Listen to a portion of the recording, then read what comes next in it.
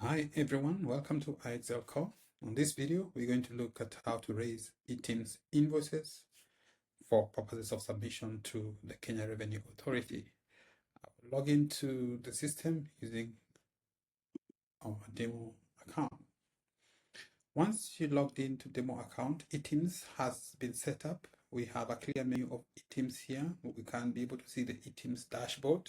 eTims dashboard shows the invoice that have been submitted to the Kenya Revenue Authority. You can see what has failed, what has been submitted by the system, and success rate. Submissions is total of what has gone through. From submissions, you can see the I here, what has been sent. You can see the I and get the details. You can actually scan this and get to see the details of this particular invoice that was sent out to the Revenue Authority. So all your submissions will be here. The submissions that have been sent and failed will be here also.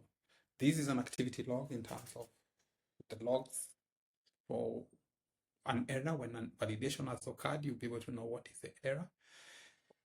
When you do, you'll be able to share with us the error so that we know how to assist in terms of validation failure. The settings is where we put in the credentials. So for purposes of our credentials, we're going to provide one. You want to auto-submit invoices. You can say yes or no, depending on how you want the system to immediately you've submitted the invoice is submitted. You want to automate submission of credit notes or no. If you want to automate once the invoice is paid so that it's transferred and set to KRA, then you can be able to set it no. If you put no on all this, it means we're going to be submitting manually. This is showing where we need to have the QR code, whether it's top right, whether it's in the middle, just depending on where you want to see the QR code. Once you come in and you want to have, you want to be part of iExcel Core and you want to do eTims, we will give you KYC forms you fill in. We have your registration number. And with your registration number, we're able to develop your workstation ID, your username, and your password. With those, you fill in our settings. So you'll have to fill in your username, password, and the workstation ID for you to be able to generate eTims invoice. So once we've gotten all that out of the way, you have your settings done. Therefore, you come to our point where we're looking at all the invoices. Then from this, you'll be able to see all the invoices that have been submitted. You will see the status of the invoice. It's been sent, it's not sent. What has been sent, you have the status that it has been sent. For instance, we have this invoice that is unpaid, invoice number 0042 of 300,000 shillings, which has not been submitted for eTims. You can't submit e-bulk submission for all the invoices that are failed and send all invoices. Or if they're failed invoices, because the status will show failed, we can submit from here. However, we can individually submit the invoice. You will see on each and every invoice, you will see the eTims menu. This eTims menu, once every configuration is done, one, you have to ensure the client, this awesome enterprise client, when you go to view the client, and that's the beauty about iExcel Core, we can easily maneuver, has a PIN number.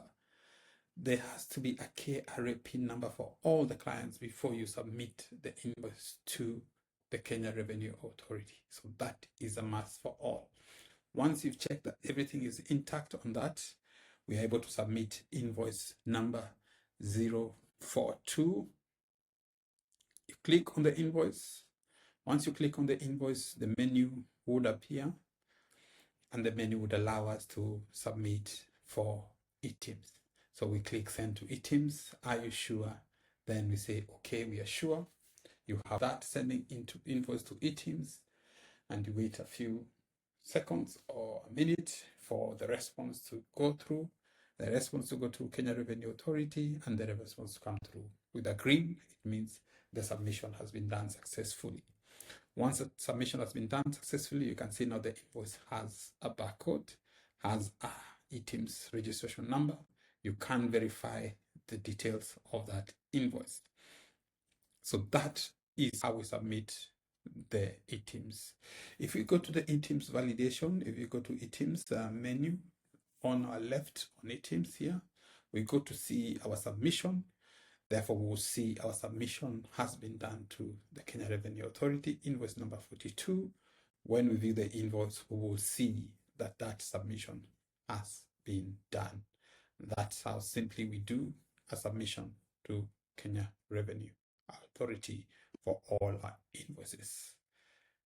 Thank you for watching. In the next video, I will show you how to submit credit notes to the Revenue Authority for purposes of eTims.